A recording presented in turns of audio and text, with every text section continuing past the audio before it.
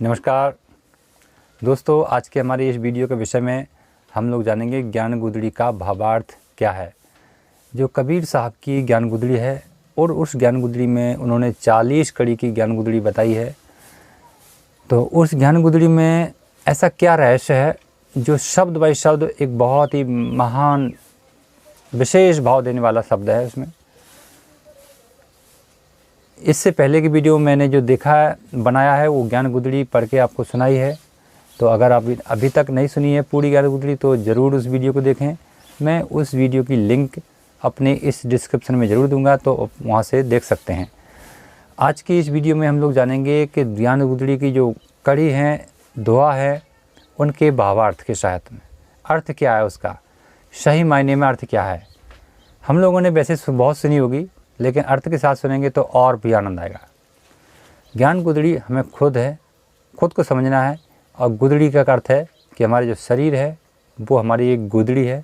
इसे परमात्मा ने यानी कबीर साहब, जिनको हम परमात्मा कहते हैं या ईश्वर, भगवान या महान आत्मा या आत्मा, जो भी हैं, निराकार, ये कबीर साहब हैं।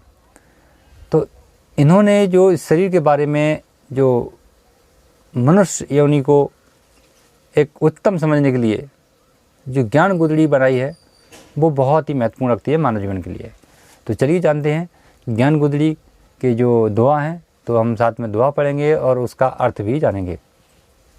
आप हमारे चैनल पर नए हैं, अभी तक आपने सब्सक्राइब नहीं किया तो सब्सक्राइब करके जरूर जुड़ जाएं। साथ ही बेल आइकन को भी दबाएं जिससे आने वाले सभी वीडियो आपको सबसे पहले मिले। स्वर ज्ञान ही ईश्वर ज्ञान है और स्वर ज्ञान ही श्रेष्ठ। पहला है ज्ञान गुदड़ी में। हम आगे बढ़ने से पहले मैं आपको एक बात और बताने देना चाहते हैं। इसमें दो व्यक्तियों का बहुत रोल है विशेषकर, जो एक कबीर साहब और दूसरे धर्मदास। तो धर्मदास कौन है और कबीर साहब कौन है, इसको पहले समझ लेते हैं। जीव आत्मा, जो हमने सुना होगा शब्द है एक जीव आत्मा। तो जीव हमारा शरीर है और उसमें रहने वाली आत्मा है।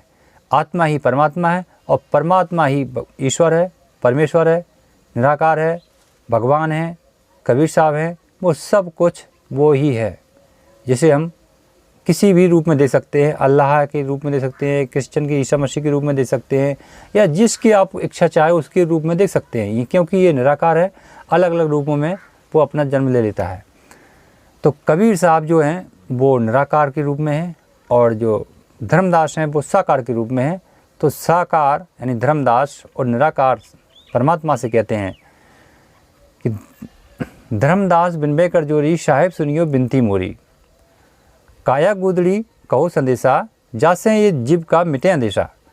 तो इनमें से ये क्या कह रहे हैं कि जो धर्मदास यानी जीव है वो परमात्मा से कहता है कि हे परमात्मा, इस जो गुदड़ी है आपने जो बनाई है, इसका हमें कुछ उल्लेख बताएं जिससे हमें खुद को समझने में बहुत आसानी हो। मेरी इस बात की विनती है आपसे। तो फिर अगली कड़ी आती है, अलख पुरुष जब किया बेचारा, लख 84 धागा डारा। तो दोस्तों इसको ऐसा समझेंगे, अलख जो पुरुष इसको देख नहीं सकता है, यानी मानव जीवन में, साकार जीवन में जिसको आप देख नहीं सकते हैं, उस महापुरुष यानी परमात्मा ने इस 84 अंगुल शरीर को, आप इसमें अब ताज्जुब समझेंगे क्योंकि परमात्मा के कहे गए वचन वो साक्षात्कार एकदम साकार में है कि जो 84 अंगुल का शरीर है, मानव जीवन में कोई भी, चाहे बच्चा हो, बूढ़ा हो या जवान हो, कोई भी हो, वो अपने स्वयं के ऐसे अंगुल से माप करेगा तो उसका शरीर 84 अंगुल का ही निकलेगा। हाँ दोस्तों, उसकी हाइट में कोई डिफरेंस हो सकता है, तो 1-2 अंगुल का डिफरेंस आ सकता है, पर इससे अधिक नहीं आ सकता है। इसे आप प्रैक्टिकल तक करके देखिए, क्योंकि कबीर साहब जो है परमात्मा, उन्होंने इसको इसी रूप में ढाला है। जैसे मैं हूँ, मैंने भी अपना नापा है, तो मेरा जो शरीर है वो 84 अंगुल का ही है। तो अलख पुरुष जब किया बेचारा, लख 84, और इसमें जो धागा है श्वास रूपी, इसमें धागा डाल दिया। तो जब इसमें श्वास रूपी धागा डाल दिया है तो फिर इसके आगे क्या है? 5 तत्व से गुदड़ी बीनी और 3 गुणन से ठाड़ी कीनी। इसमें 5 तत्व मिले हैं। इस गुदड़ी बनाने में 5 तत्व लगे हैं, 10 इंद्रियां लगी हैं और 25 प्रकृतियां लगी हैं। प्रकृतियां इसे चलाती हैं, इंद्रियां इसे एक्टिवेट करती हैं और 5 तत्व से बनाते हैं। तो इसका ये 5 तत्व से गुदड़ी बीनी और 3 गुण से ठाड़ी कीनी। इसमें जो नाड़ियाँ हमारी 72,000 बताई जाती हैं, जैसे हम लोग जानते हैं ग्रंथों में लिखा है, तो 72,000 नाड़ियों में से 24 नाड़ियाँ श्रेष्ठ हैं और उन 24 में से 10 और श्रेष्ठ हैं और उन 10 में से 3 नाड़ियाँ उत्तम हैं। जो उत्तम नाड़ियाँ कौन कौन सी हैं? एड़ा नाड़ी, पिंगला नाड़ी और सुषुम्ना नाड़ी।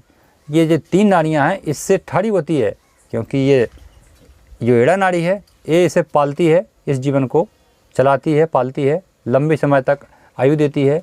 और पिंगला नाड़ी इस जीवन को पैदा करती है और जो सुषुम्ना है इस जीवन का मेंटेनेंस, बैलेंस, घटबढ़, ये दोनों को मेंटेनेंस करती है।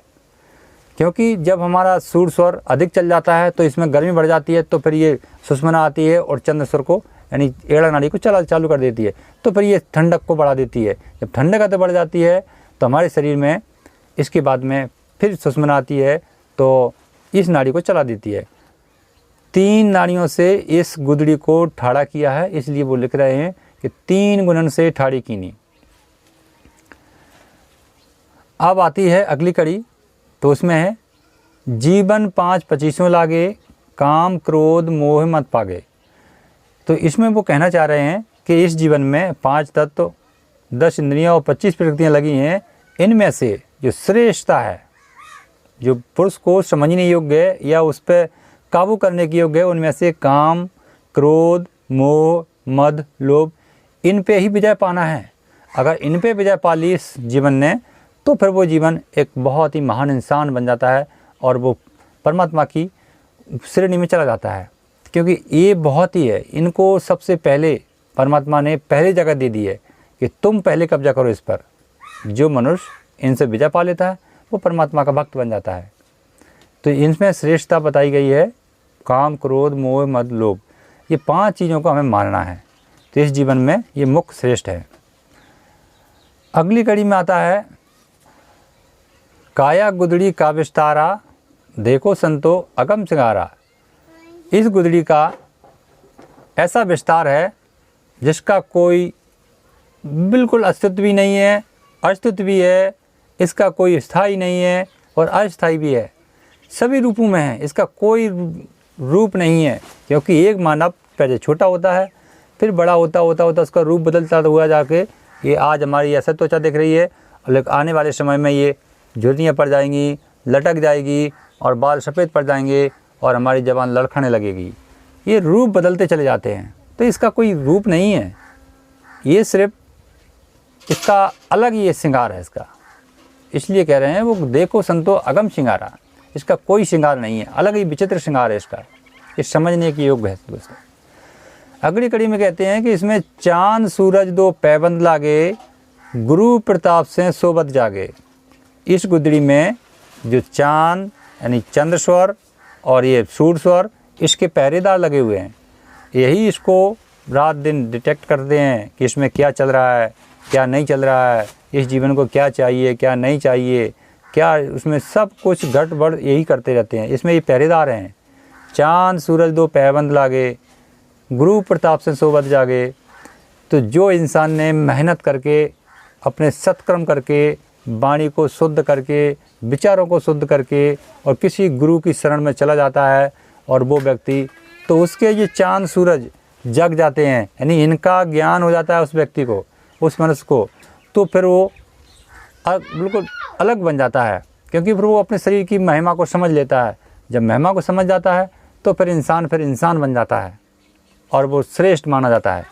तो ये चांद सूरज जो लगे हैं इसके पहरेदार, ये हमारे गुरु प्रताप से ही जगते हैं, ऑटोमेटिकली नहीं जगते हैं।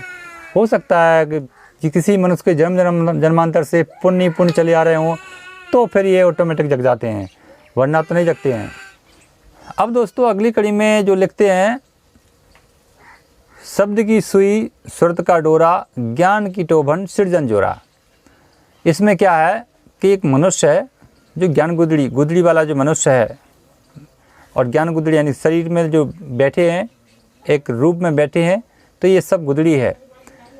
इनमें से क्या करना है कि जो हमारे शब्द आते हैं, जैसे गुदड़ी, गुदड़ी क्या है, इसके ऊपर हमको सुरती यानी हमारे जो दिमाग है, मन है, मन की सुरती लगाकर इसको खोज करना है कि गुदड़ी है क्या।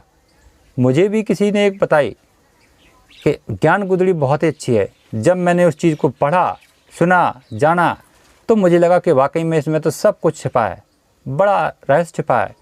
तो मैं उसका एकदम ऐसा लगा कि मुझे अब ये चीज़ चाहिए। बस मैंने ठान लिया कि मुझे इसे पूरा कंठस्थ याद करना है और मैं इसकी पाठ भी करूँगा। तो वो चीज़, एक शब्द सुना मैंने और उसको सुरती में फिरो करके, शब्द की सुई सुरत का डोरा यानी सुरती का डोरा में हमने उस शब्द को फिरो लिया, ज्ञान की उसमें टोबन दे दी और उसको सी लिया, तो ज्ञान की टोबन सृजन जोरा। तो ये चीज़ को मैंने उस शब्द को ज्ञान गुदड़ी के बारे में सुना, तो उसमें खोजन की, उसका प्रयोग किया, उसमें भावार्थ समझा और पूर्ण तरह समझ लिया योग्य है, तो उसको हमने सुरती के डोरा में फिरो करके अपने अंदर समाहित कर लिया। तो इस चीज़ में कह रहे हैं वो कि शब्द की सुई सुरत का डोरा, ज्ञान की टोबन सृजन जोरा। इसी प्रकार से हमें अपने जीवन में जितने अच्छे महान पुरुषों के अच्छे शब्द हैं, उनको अपनी सुर्द में फिरो के यानी उसे याद करके, उन्हें कंठस्थ रख करके, उनको प्रतिदिन उनका अध्ययन करना चाहिए, तो फिर वो इंसान बन जाता है। तो ये चीज़ हमें खुद समझनी चाहिए अपने जीवन के लिए। अगली कड़ी में है, अब गुदड़ी की करो होशियारी, दाग न लागे देख विचारी। तो इतनी सारी चीज़ें इसमें, चांद सूरज पहरेदार लग गए और अपने शब्दों का फिर हम सब ने उसको फिरो लिया है।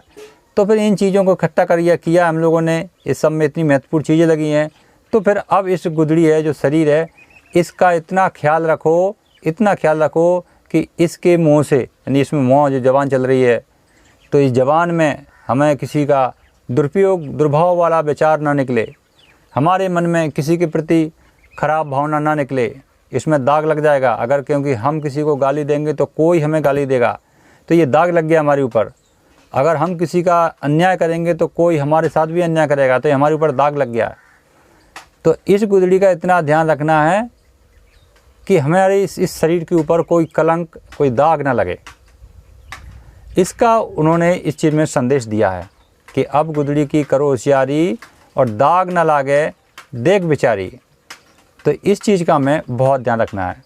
दोस्तों, आज हमने इस वीडियो में आपको 10 कड़ी के भावार्थ के साथ में बताया है, और आने वाले अगले वीडियो में मैं 10 कड़ी के साथ फिर भावार्थ के साथ में बताऊँगा ज्ञान गुदड़ी एक ऐसी है कि जो मानव जीवन को खुद